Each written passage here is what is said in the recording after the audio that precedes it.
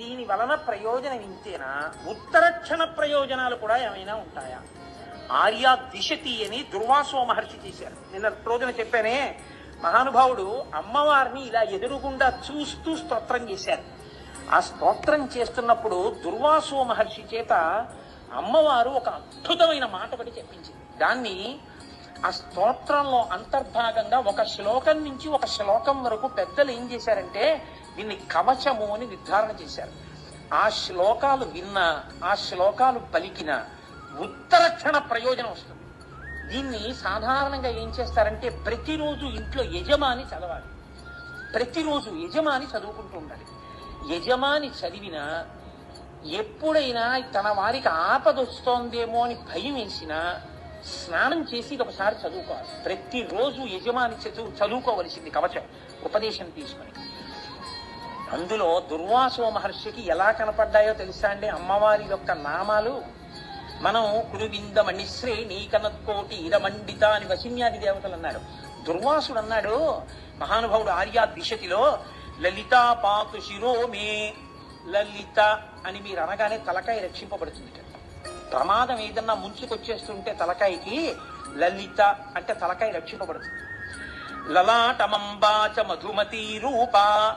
నుదురు ఏదైనా ప్రమాదానికి గురి కావలసి ఉంటే మధుమతి అన్న మాటతో అమ్మవారిని అంబా మధుమతి అంటే లలాటము రక్షింపబడుతుంది. భ్రూయుగ్మంచ భవానీ పుష్పశరాపాతు లోచన ద్వంద్వం.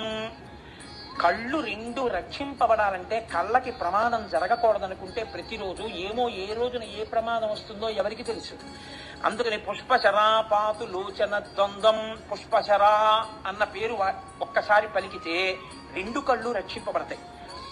పాయాన్నాసాం బాలా, ముక్కు రక్షింపబడుతుంది బాలా అన్న మాట అంటే. శుభగా దంతాశ్చ, శుభగా అన్న మాట అంటే దంతములు రక్షింపబడతాయి. సుందరీ జిహ్వాం, నాలుక రక్షింపబడుతుంది. తప్పుడు మాటలు మాట్లాడటం, విశేషంగా జిహ్వ కోసం తినడం తగ్గించుకుంటాడు. సుందరి సుందరి సుందరి అన్న మాట వాడితే. అధరోష్టం ఆదిశక్తి, కింది పెదవిని ఆదిశక్తి ఆవహించి ఉంటుంది. అంటే ఈ పెదవికి పెదవి తగిలినప్పుడే కొన్ని అక్షరాలు వస్తుంటాయి. అలా రక్షించేటట్టుగా అమ్మవారు కింది పెదవిని రక్షించాలంటే ఆదిశక్తి అనాలి. చక్రేశీ పాతుమే చిరంచిబుకం, గడ్డం రక్షింపబడాలంటే అమ్మవారిని చక్రేశీ అని పిలవాలి. కామేశ్వరీ చకర్ణౌ, కామేశ్వరి అని పిలిస్తే చెవులు రక్షింపబడతాయి. కామాక్షీ పాతు గండయోర్యుగళం, ఈ గండభాగం రక్షింపబడాలి అంటే కామాక్షి అని పిలవాలి. శృంగారనాయిక శృంగారనాయిక వ్యాద్వక్త్రం, ముఖమంతా రక్షింపబడాలి అంటే శృంగారనాయిక అని పిలవాలి. సింహాసనేశ్వరి సింహాసనేశ్వరి అని అమ్మవారిని ఉపాసన చెయ్యాలి. స్కంద ప్రసూచపాతు స్కంధౌ బాహూచపాటలాంగీ మే పాణీచ పద్మనిలయ. నేను ఇలా చెప్పేస్తుంటే మీకు తెలిసిపోతుందేమో, అన్నీ నేను ఎంతకని చెప్పుకొని రాగలను.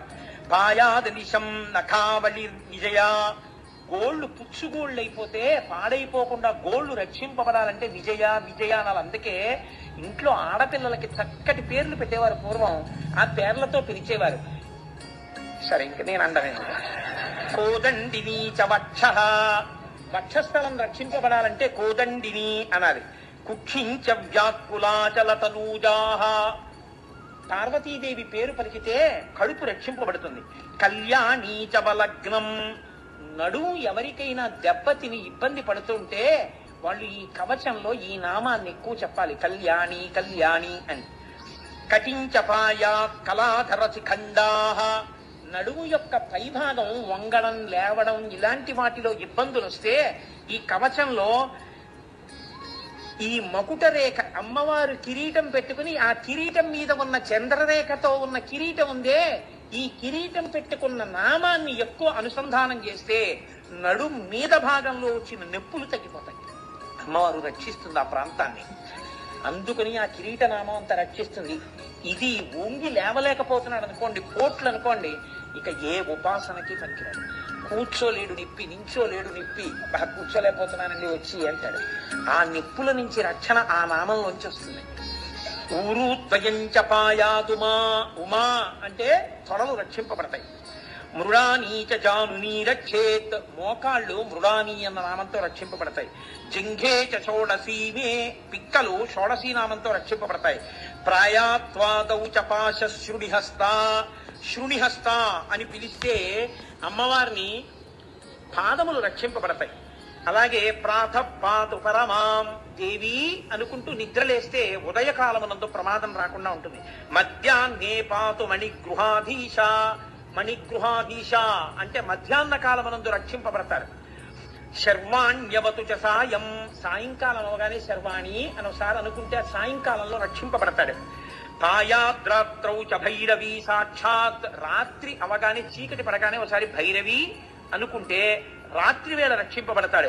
భార్యాం రక్షతు గౌరీ, గౌరీదేవిని ఒక్కసారి పూజా మందిరంలో యజమాని రోజు ఈ కవచం చదివితే, గౌరీ ఈ శ్లోకాల్ని చదివితే చాలండి, చదువుతుంటే గౌరీ అనడం వల్ల భార్య రక్షింపబడుతుంటుంది.